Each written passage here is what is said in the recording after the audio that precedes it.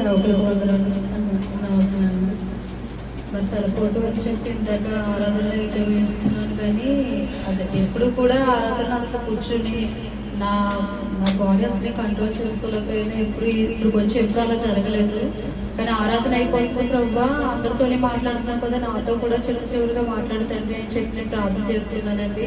మరి అంటుండగానే విపరీతమైన రాత్రి నుంచి కూడా చాలా చండదానికి ఒంట్లో పోలేదని చెప్పి కొంచెం నీరసంగా ఉన్నాను కదని చెప్పి ఇంకా రాత్రి కూడా చిన్న ప్రార్థన చేసుకుని పడుకుంటారు. మరి మార్నింగ్ ఎప్పుడు 5 o'clock కల్లా నేను లేచిపోయేదాన్ని, కానీ ఇవాళ 6 అయింది 7 అయింది అయినా సరే లేకపోతున్నాను.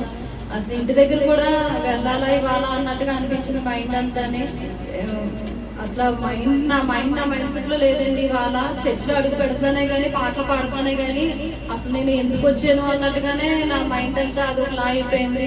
ఆరాధన జరుగుతున్నప్పుడు కూడా ఇందాక పాటలు పాడుతున్నప్పుడు కూడా పాట కూడా అసలు ఏకీభవించలేకపోయాను. ఇప్పుడు వచ్చి ఎప్పుడు అలా జరగలేదు. కానీ ఎందుకు కానీ ఆరాధన వెంటనే అయిపోగానే ఎలాగైనా సరే ఆరాధన మధ్యలో ఉన్న సరే సేవకులతో వచ్చి ప్రార్థన చేయించేసుకోవాలి అని చెప్పిన మైండ్ సెట్ అయిపోయింది.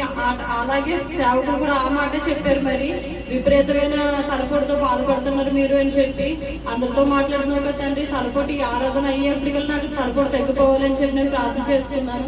మరి సేవకులు చెప్పినట్టుగానే ఆ మాటకి మరి దేవుడు ఎంతగానో స్వస్థపరిచారు. నాకు ఆరాధన కరెక్ట్ గా అయిపోయింది అనుకునేప్పటికల్లా వెంటనే నా తలపోటు అంతా ఎవరో భారం అంతా లోపల నుంచి అంతా ఇలా లాగేసినట్టు అనిపించింది.